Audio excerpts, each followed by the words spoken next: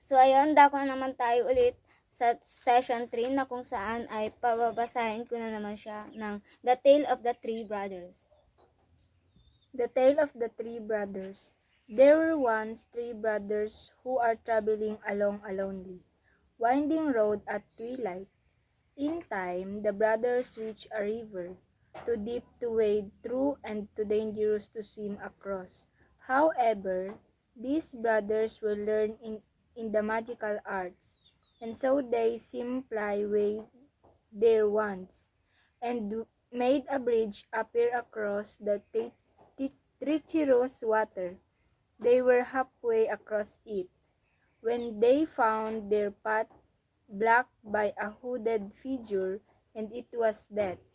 He was angry that he had been cheated out of three new victims, for travelers usually drown in the river, but Death was cunning. He pretended to congratulate the three brothers upon their magic, and said that each had earned a prize for being clever enough to evade him.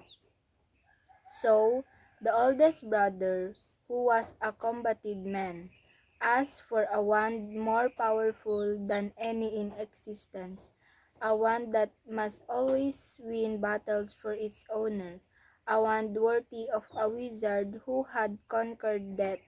So, Death had crossed to an elder tree on the banks of the river, fashioned a wand from branch that had hung there, and gave it to the oldest brother. Then the second brother, who was an arrogant man, decided that he wanted to humiliate Death still further, and asked for the power to recall others from death. So Death picked up a stone from the river bank and gave it to the second brother, and told him that the stone would have the power to bring back the dead. Finally, Death turned to the third brother. A humble man, he asked for something that would enable him to go forth from the place without being followed by Death. And so it was that Death reluctantly handed over his own cloak of invisibility. In due course, the brothers separated, each for his own destination. The first brother traveled for a week or more, and reaching a distant village, sought out a fellow wizard with whom we had a quarrel. Naturally, with the elder one as his weapon, he could not fail to win the duel that followed, leaving his enemy dead upon the floor. The oldest brother proceeded to an inn, where he boasted of the powerful wand which he had snatched from Death himself, and of how it made him invincible. That very night another wizard crept upon the oldest brother, and he lay wine-sodden upon his bed. The deaf took the wand, and for good measure he slit the oldest brother's throat, and so Death took the first brother for his own. Meanwhile, the second brother journeyed to his own home, where he lived alone. Here he took out the stone which had the power to recall the dead, and turned it thrice in his hand. To his amazement and delight, the figure of the girl he had once hoped to marry before her untimely death appeared at once before him. Yet she was sad and cold, separated from him as though by a veil. Though she had returned to the mortal world, she did not truly belong there, and suffered. Finally, the second brother, driven mad by hopeless longing, killed himself so as to truly join her, and so Death took the second brother for his own. But though Death searched for the third brother for many years, He was never able to find him. It was only when he had attained a great age that his youngest brother finally took off a cloak of invisibility and gave it to his son. And then he greeted Death as an old friend, went with him gladly, and as equals they departed this life. Ngayon ay dako naman kami sa question and answer. So ngayon, pakisulat muna ang iyong pangalan sa taas ng iyong papel.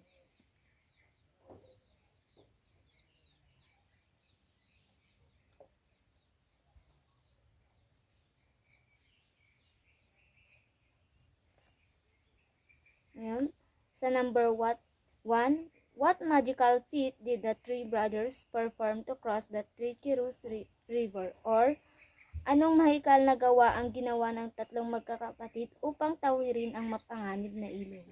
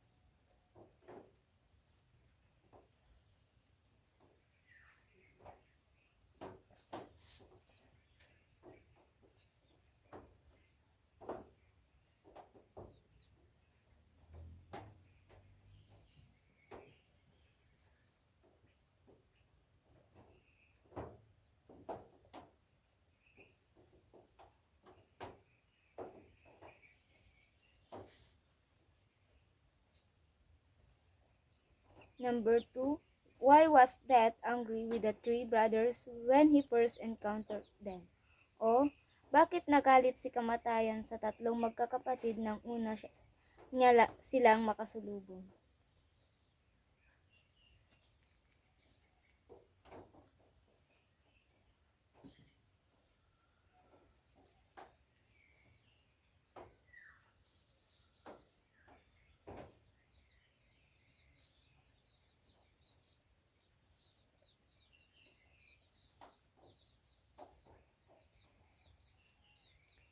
Three, what magical item did the oldest brother request from Death, and what was its supposed power?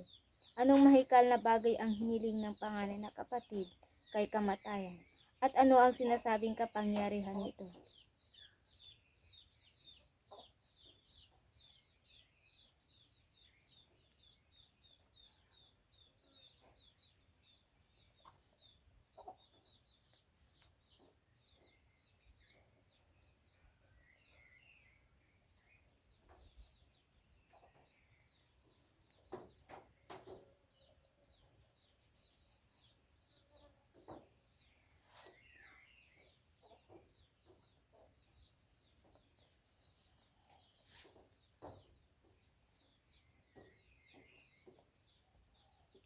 Four, what magical item did the second brother request from Death? What was its intended purpose? Anong mahikal na bagay ang hiniling ng pangalawang kapatid kay Kamatayan? At ano ang layunin nito?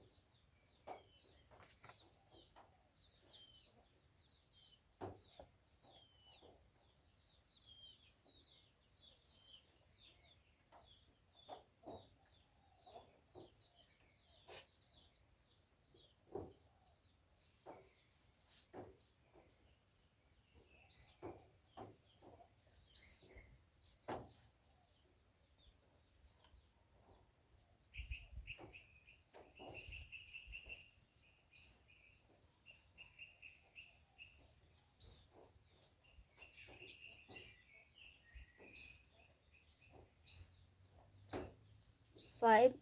What magical item did the third brother request from death and why did he choose it?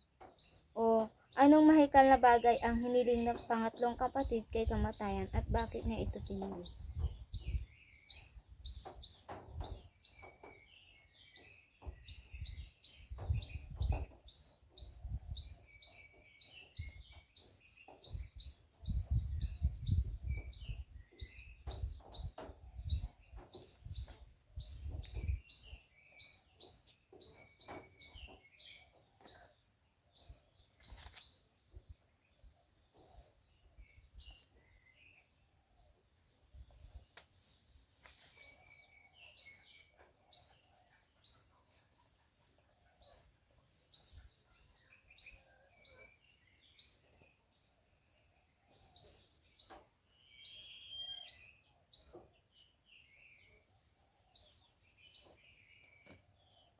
Six. How did the oldest brother meet his end, and what role did his chosen gift play in his demise?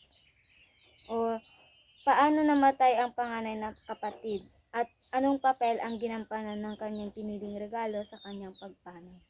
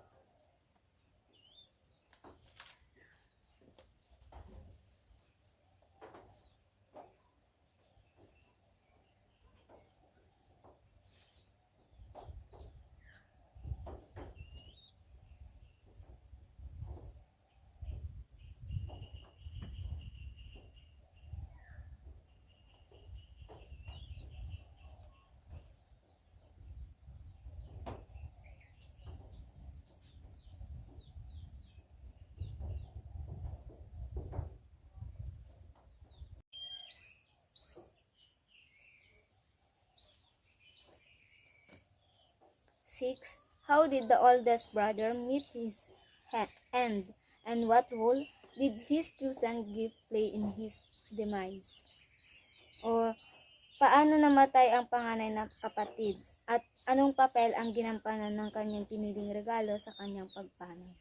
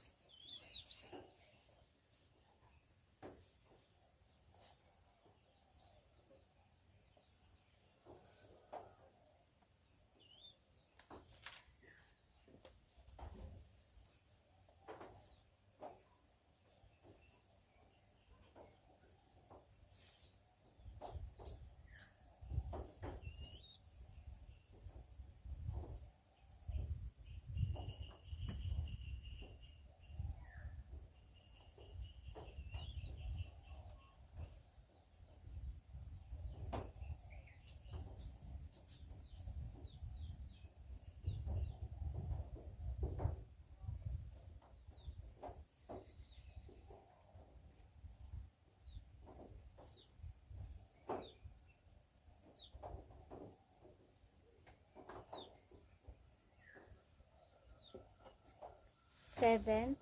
What was the fate of the second brother, and what drove him to it?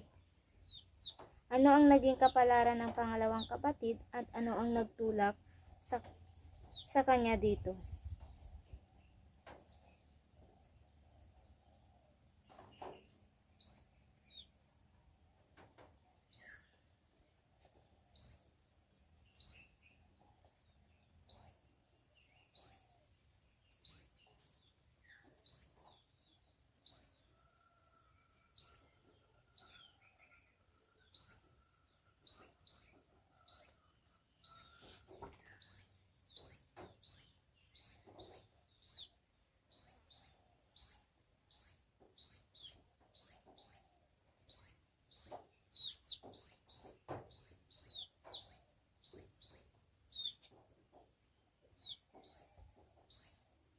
Number 8. How did the third brother avoid death for many years? Paano naiwasan ng pangatlong kapatid si kamatayan sa loob ng maraming taon?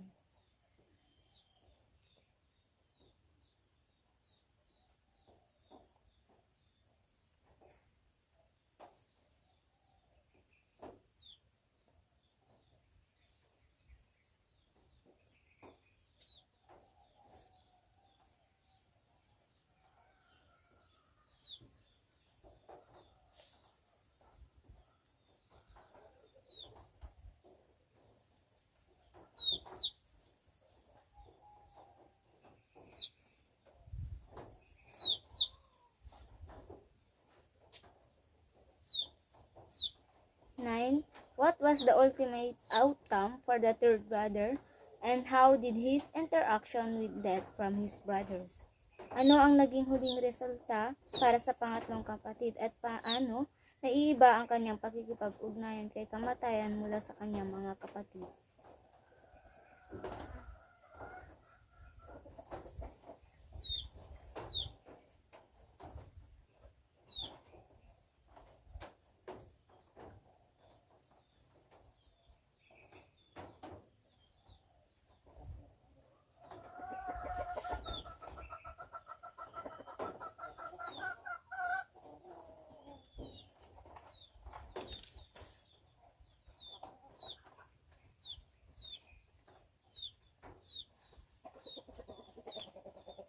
Number 10. What moral lesson can be drawn from the different fates of the three brothers and their chosen gifts?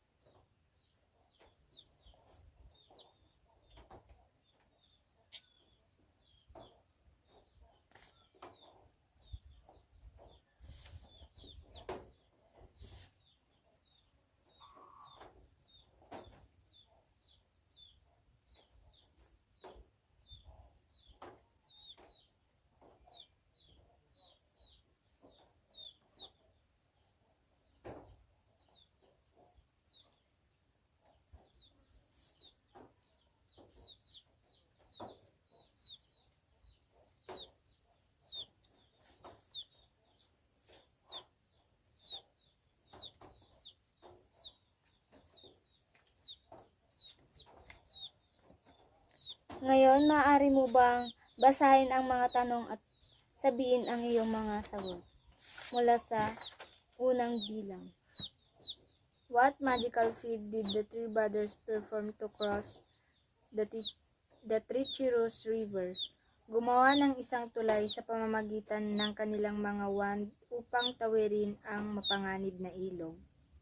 Number 2. Why was Death angry with the three brothers when he first encountered them?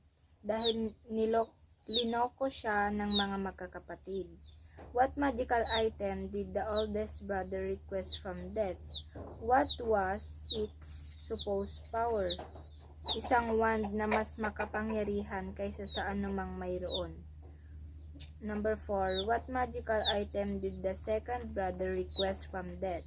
What was its intended purpose? Kapangyarihang muling buhayin ang patay mula kay kamatayan, kaya binigyan ito ng bato na kayang magbalik ng patay. Number 5. What magical item did the third brother request from Death? Why did he chose it? Ibinigay sa kanya ang sariling balabal ng pagkabalisa ni kamatayan, o cloak invisibility. 6. How did the oldest brother meet his end? What role did his chosen gift play in his demise? Pinatay habang natutulog sa pamamagitan ng pinugutan siya ng leeg. Ang regalo ay humantong sa pagmamayabang at kamatayan niya. 7. What was the fate of the second brother? What drove him to it? Nabaliw sa matinding pananabik sa babae, humantong sila sa kamatayan na magkasama. 8. How did the third brother avoid death for many years? Dahil sa paggamit ng balabal ng pagkabalisa upang magtago mula sa kanya. 9. What was the ultimate outcome for the third brother, and how did his interaction with death from these brothers? Ngunit sa huli, ang huling kapatid ay sinalubong ni kamatayan. 10. What moral lesson can be drawn from the different fates of the three brothers and their chosen gift? Ang paghahangad ng kapangyarihan, pagmamataas at pagtatangkang labanan ang kamatayan na humantong sa pagkawasak.